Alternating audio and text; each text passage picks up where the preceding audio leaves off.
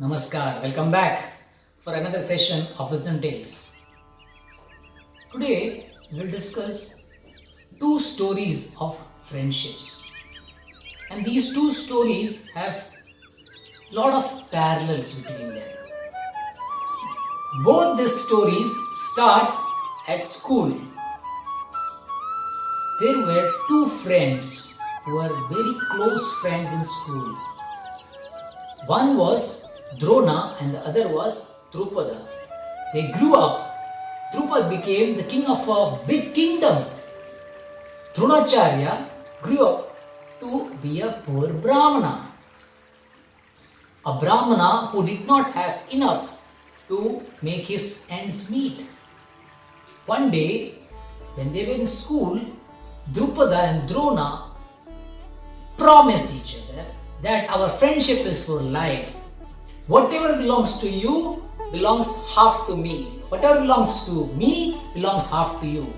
And they sealed this friendship when they were in school.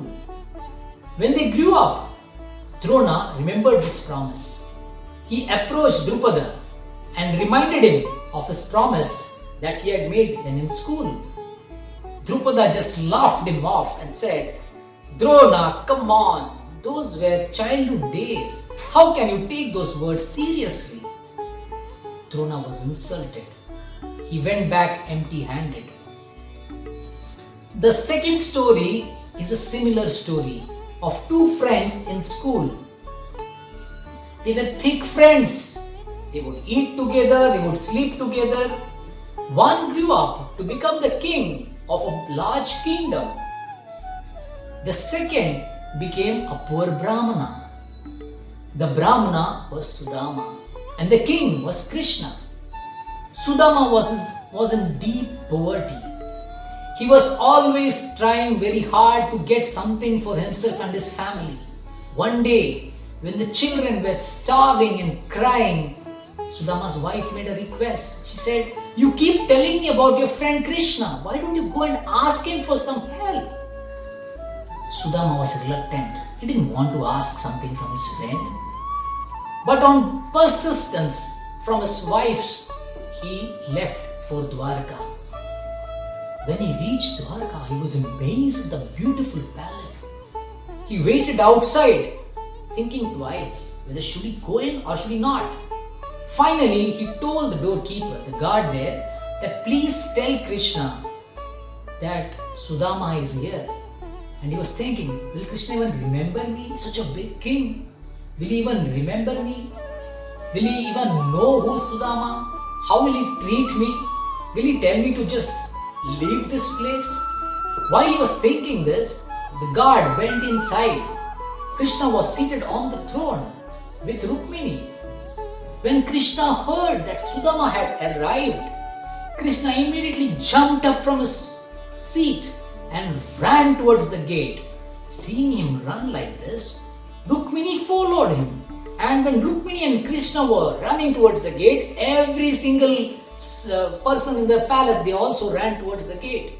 Sudama at the gate, he was thinking, will Krishna recognize me? And then he sees Krishna running towards him, saying, oh Sudama, where were you all these days? I've been waiting for you. Why did not you come early and meet me?"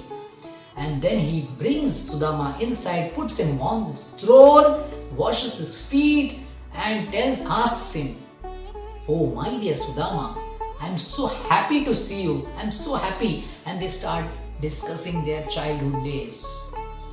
What had happened was, before Sudama came to Krishna, Sudama had packed some chipped rice, low quality, the ones that he begged from different houses, and brought it for Krishna.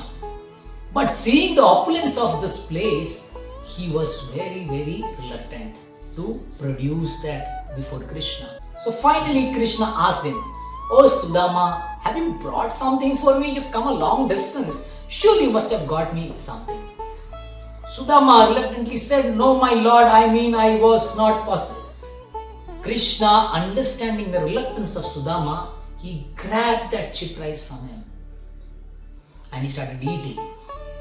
Rukmini had to stop Krishna from eating the second morsel. They exchanged pleasantries and then Sudama left. On his way back, he was so happy for having met Krishna. But while he was nearing home, the thought suddenly struck him that I had been sent by my wife to seek help. I just forgot to ask anything. And Krishna did not say anything. What will I do now? And in this way, he reached his place. When he reached his place, he saw that his house had disappeared. He was looking for his hut and there was nothing there. And then he saw some rich people walking out of another mansion close by. And he was surprised when he heard familiar sounds of his wife and children. The children ran to him and said, "Oh, my father, it's us. Don't you recognize us?" And he recognized them. That was his wife and children. Krishna had given him even without asking. Look at these two stories. There is Drona and Drupada. Drona went and demanded his share. Drupada just kicked him off from his palace. Both turned out to be bad friends. Look at Sudama and Krishna. Sudama was reluctant to meet and ask help. When finally he did meet Krishna, he never asked anything. Krishna, on the other hand, was so happy to meet Sudama. And even though Sudama did not ask him anything, Krishna gave him everything that he ever wanted. So friends, we must choose our friends wisely. Let's make Lord Krishna our friend. Let's not depend on the friendship of this world, which can go wrong at any time. Let's depend on the friendship of the Supreme Lord Krishna, who will never fail us. Thank you very much. Namaskar.